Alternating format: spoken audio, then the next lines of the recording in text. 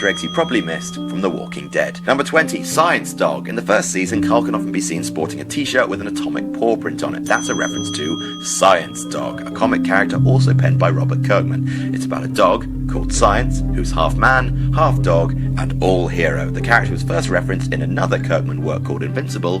More on that later. Number 19, Scott Ian's cameo. A horde of zombies wouldn't be complete without some undead cameos. The list of actors who've been reported as either having been approached to be a zombie or asked themselves to be one includes Stan Lee, Charlie Sheen, Christina Hendricks, but someone who definitely was one was Scott Ian from the band Anthrax, who donned the makeup for some webisodes and an episode in Series 5. I haven't heard any of Anthrax's music. Anthrax! Go ahead. But they sound delightful. Number 18, brand names. Movies and TV often get around copyright problems by creating their own fictional brand names. Some, like Quentin Tarantino's Red Apple cigarettes, are exclusive to their own filmmaker's universe, and some, like Oceanic Airlines, are shared across many shows. The Walking Dead has a few, of course. Frank Builders is one, seen on the side of a van. This is a private joke exclusive to Walking Dead, a reference to starting showrunner Frank Darabont's original first name before he moved to America. Finally, Daryl and Dale can both be seen smoking Morley's cigarettes, which is a common screen brand seen in Breaking Bad, 24, Buffy the Vampire Slayer, and is the preferred brand of the smoking man from the X-Files. Number 17, the Walker safety poster. Now this is an Easter egg that can be originally found on AMC's website prior to the series beginning in 2010. If you search Safe Zone in the site's search bar, you found an infographic detailing health and safety advice on how to spot someone suffering from the Walker disease. Like the show itself, nowhere in the document does it use the word zombie. Number 16, evolving zombie makeup. The devil's truly in the details, and there are plenty of nice little touches to be found in the zombie makeup used for the show's ever-present undead menace. At the start of Season 3, the makeup team changed their tools and changed their design, using darker skin tones to account for the fact that the zombies would be slightly more decayed by the passage of time. This is beyond my wildest dreams of what I had envisioned in my head.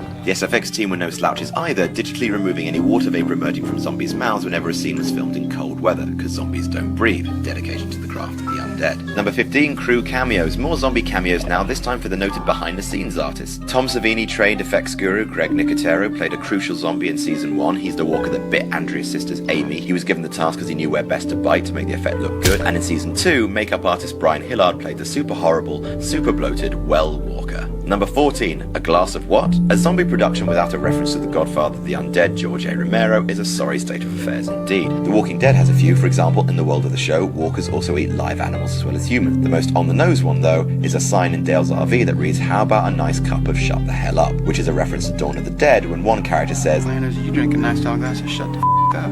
Gracious. Number 13, The Dodge Challenger. The Walking Dead is a flagship show for AMC, but it's not the only one. Remember this guy? Wipe down this! Yeah, but maybe off the air now, but Breaking Bad was one of the biggest shows in the world, in case you weren't alive in 2013 or something. There aren't a lot of references between these network brothers, but there are some. Remember the red and black Dodge Challenger that Glenn takes for a zombie squashing joyride? Same model, same colour shows up in Breaking Bad when Walt buys it for Walt Jr. But the biggest reference is the next one. Number 12, Blue Sky. Yep, Walter White's signature meth turns up in Walking Dead. In Season 2, Daryl checks Merle's stash to see if there's anything to treat T-Dog. The bag he pulls out contains pill bottles, various drugs, and a mysterious blue crystal substance.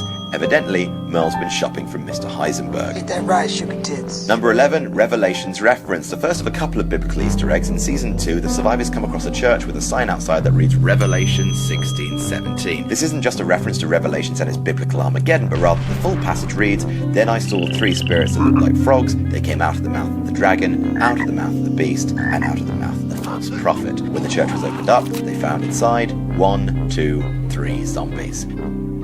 Number 10, Ben Gardner's head. The governor is an odd sausage. He has a bunch of zombie heads floating in tanks and watches him like a slightly more messed up Emmerdale. One of the heads should be familiar to eagle-eyed movie buffs. It's an exact recreation of the severed head of Ben Gardner, which was last seen giving Hooper a fright in Jaws. Number 9, the pirate governor. Turns out the eye patch wasn't enough. After the governor loses an eye to Michonne and becomes a disheveled, eye-patched man, there's one shot of him in Season 4 where he's lying on a bunch of pillows. On one of the pillows is a parrot, positioned to make it look like the bird is on his shoulder. There's a joke I can make about The Walking Dead being rated R, but I think I'd rather die. Number 8, Lincoln Goes British. Some fans don't know, but Andrew Lincoln follows in the Hugh Laurie tradition of British boys yanking it up on US TV. People out there are always looking for an angle. But Lincoln's native accent does make an appearance in the show. In Season 5, Tyrese hallucinates a radio report about cannibals narrated by a posh British accent. Moving across the countryside unfettered.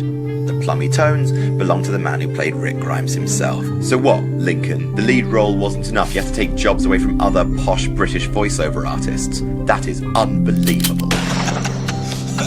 That's extremely good. Number 7, Wolf Fight. In season 5, when Carl discovers a teen hangout in Alexandria, he finds a comic book. Nope, it's not his old pal Science Dog. Instead, the comic is called Wolf Fight, which is a dual reference both to The Wolves, a band of murderous assholes, but also a reference to The Astounding Wolfman, yet another comic created and penned by Robert Kirkman. The guy gets around. Number 6, The Zombie Self-Help Guide. Alongside season 5 and the introduction of Alexandria, the safe zone, AMC released online a Google Street View of the town. Pan the camera just right, and you can see a book called Zombies for Zombies, the Work and Playbook.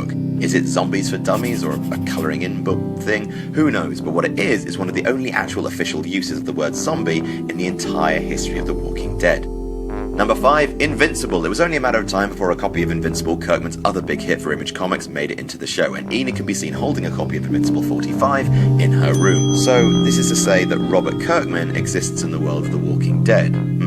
He's probably zombified though.